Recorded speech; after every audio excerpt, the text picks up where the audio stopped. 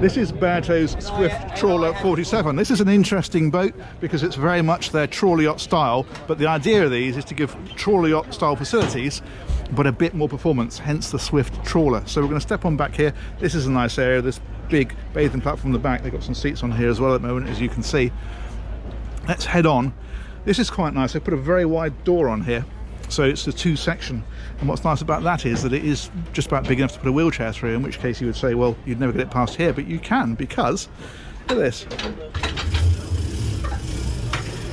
You can slide that whole thing away if you're not using upstairs to give you a lot more deck space out here, which is rather clever.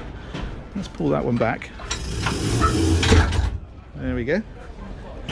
And we'll head on in. I think we'll take the interior first and then wander around the deck areas. Now, as I say, this is trawler yacht style, so the idea of this is to have the galley up here so that you can trundle down the coast at low speeds, taking a long cruise, and then you can use all the facilities and still keep a good watch. But before that, we've got this saloon area. I do like the fact that these seats are nice and deep. You can see them on both sides. And then back here, this is drawers. You can have a fridge in here instead if you prefer, but this one's just got the drawers. Cooking's up here. It is gas cooking on this one. Obviously you can have electric as an option, and then the galley fridges are here underneath the helm seat, and this helm seat will actually tilt forward as well, so if you're in port and you're not using the helm, you can tilt that up and get extra galley space. Helm itself is here, a double helm seat, and then this is classic trawler yacht with these big upright windows and a great view out and nice thin mullions. And of course your nav displays are here, and you've got traditional engine instruments as well on this one. Excellent. Let's head on down. What I do like about this boat is as you go down here, it's got a sort of slight yacht feel as it curves around, and there's a big lobby area. I think that works well. And in here, there is space for a washer dryer if you want it, but that at the minute is configured as an extra hanging locker. So let's go on around. What have we got? This is not a master cabin aft layout. What you've got here is two guest cabins. That one's a double, and then right next door this one's configured as two singles. Great size cabin this one actually. Decent windows on here as well, plenty of natural light. And then these share access to the day heads through here, and there's a shower in there as well. But what you do get on this is a particularly large master cabin. Sliding door, close that one off, but a big entrance into a pretty big cabin. Central double bed, as you can see, and again big windows. There's an overhead hatch for ventilation, or as another route out of the boat, and louvered lockers over here. These are all storage around the top. And this one is a hanging locker. Now it's ensuite of course, but what they've done with this is they split it off. So if we look in here, that is just a shower. And what's nice about that is it means if someone's in there having a shower, it doesn't stop somebody else using the facilities opposite, where you've got a toilet and a sink. So someone can come in here and use that, or clean their teeth or whatever they want to do, even if the shower is in use. So that works well.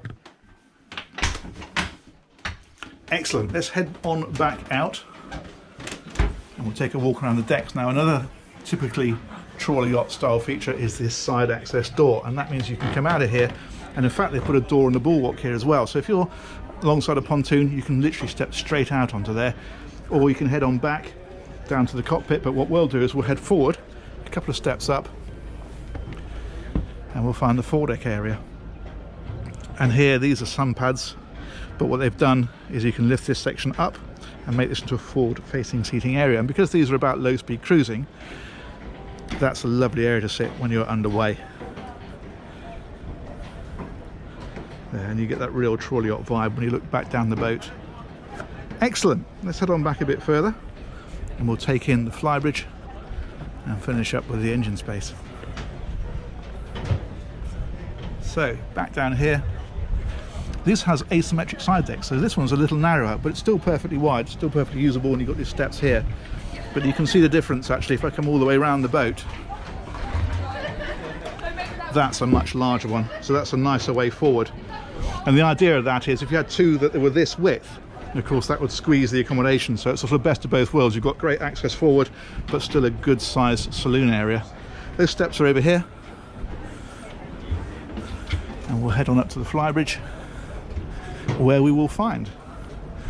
That's another trawler yacht style touch. This is almost sort of like a funnel almost, rather than the goalpost arch that you often get on a style of boat. This is left completely open back here. You can put sun lounges out here if you want to, or a table and chairs. That is designed to put a life raft onto, and then there's an outside barbecue area just here. Fridge underneath. Lovely big Flybridge, this one, and masses of seating up here around the table, and of course you can have a bimini across this if you want to. And this I like, you've got a central helm position, but if people are coming along to enjoy the ride, you can drop these back, and the same on the other side. There's a little catch that stops them flying around when you're out at sea.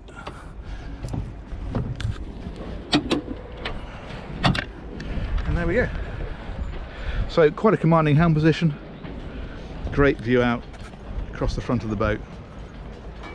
Cool, let's go on down, finish off with the engine space. So back down these nice broad steps.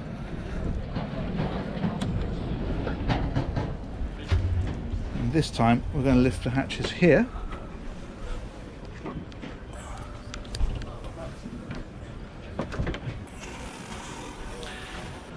Now down in here is just a huge lazarette area. Steering gear is down here, it's easily got at, but that's just loads of space for your kit, a rolled up dinghy, all the usual boating detritus. And the engines themselves are forward of this bulkhead. So if you shut that one back down,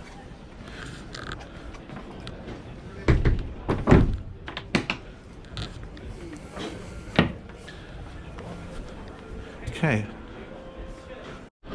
So I've just moved the table out, and if we roll this fella here back, it catches underneath, got a twist and a pull, and that is your engine access. So these are Cummins engines, they're 425 horsepower each, and they are conventional shaft drive. You can see the shafts down there. These are your raw water strainers, and you've got water tanks outboard, and your fuel tanks are further forward. Now with these engines you're looking at top speeds in the low to mid 20s, which is why it's called a Swift Trawler, because normally trawler yachts tend to be well down into the teens. But of course you can cruise this at low speed. If you drop it that to about 10 knots, you've got about 300 miles of range. Drop it back even slower and go even further, of course. But these are nice and easy to get to. With this floor up, you can get to your fillers and your dipsticks and have a good old check around. And I think on this sort of boat, that's quite important. Excellent. Okay, let's come back up out of here. And I think we'll just come up to the helm and finish off. So there you go. Beneteau's Swift Trawler 47. Interesting boat, lovely long-range cruiser, great boat if you just wanted to disappear for a few weeks or even a few months. This is the kind of boat you could do it on. Thanks very much for watching. We'll look forward to catching you on the next one. Bye-bye.